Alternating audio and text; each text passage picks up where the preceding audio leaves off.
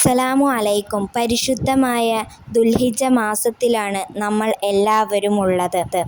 അറഫ മൈതാനത്തിലേക്ക് ജനലക്ഷങ്ങൾ ഹാജിമാർ പോവുകയാണ്. ഹജ്ജിൻ്റെ ഏറ്റവും പുണ്യകരമായ കർമ്മം അറഫയിൽ നിൽക്കലാണ്. ദുൽഹിജ്ജ 8, 9 ദിവസങ്ങളിലെ സുന്നത്ത് നോമ്പ് ആരും പാഴാക്കി കളയരുത്. അത്രയ്ക്കും പുണ്യം നിറഞ്ഞ നോമ്പുകളാണിത്. ദുൽഹിജ്ജ 8-ാമത്തെ നോമ്പ് നോറ്റാലുള്ള പ്രതിഫലം പറയാം. ദുൽഹിജ്ജ 8-ാമത്തെ നോമ്പ് നോറ്റാൽ ഇബ്നു അബ്ബാസ് റളിയല്ലാഹു അൻഹുവിൽ നിന്ന് നിവേദനം.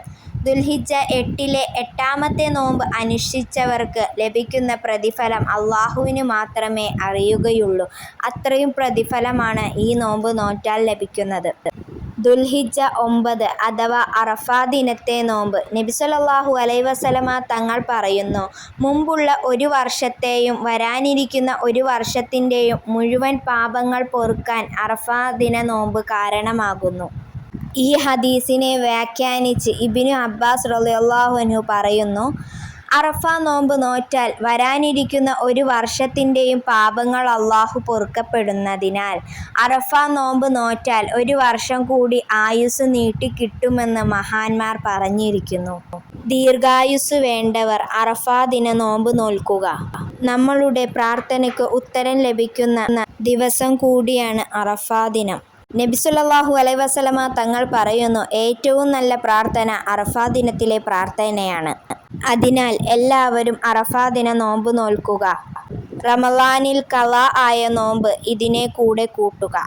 പാപങ്ങൾ പൊറുക്കുകയും ദുആ സ്വീകരിക്കുകയും ഒരു വർഷം കൂടി ദീർഘായുസ് ലഭിക്കുകയും ചെയ്യുന്നു. നമുക്കെല്ലാവർക്കും നോമ്പ് നോൽക്കാനുള്ള തൗഫീഖ് അല്ലാഹു നൽകട്ടെ. ആരോഗ്യം അല്ലാഹു നൽകട്ടെ. ആമീൻ. ഇബ്നു ഉമർ റളിയല്ലാഹു അൻഹു പറയുകയാണ്, ആരെങ്കിലും അറഫാ ദിനത്തിന് വൈകുന്നേരം മുൻപ് സൂറത്ത് ഇഖ്ലാസ് 1000 തവണ പാരായണം ചെയ്താൽ ഓതുന്നവർ എന്താണോ ചോദിക്കുന്നത് കടമുള്ളവർ കടങ്ങൾ അല്ലാഹു മാറ്റിത്തരും.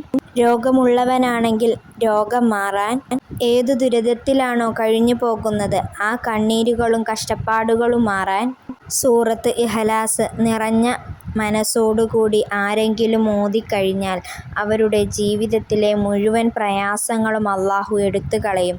അവൻ്റെ ദുആകൾക്ക് പെട്ടെന്ന് ഉത്തരം അല്ലാഹു നൽകുകയും ചെയ്യും. ദുനിയാവും ആഖിറവും രക്ഷപ്പെടുകയും ഖബർ ശിക്ഷയിൽ നിന്ന് മോചിതനാവുകയും ചെയ്യും. അന്നത്തെ ദിവസത്തിൽ സൂറത്ത് ഇഖ്ലാസ് 1000 തവണ നിങ്ങൾ പാരായണം ചെയ്യുക. അല്ലാഹു അതിന് നമുക്കെല്ലാവർക്കും തൗഫീഖ് നൽകട്ടെ. ആമീൻ യാ റബ്ബൽ ആലമീൻ.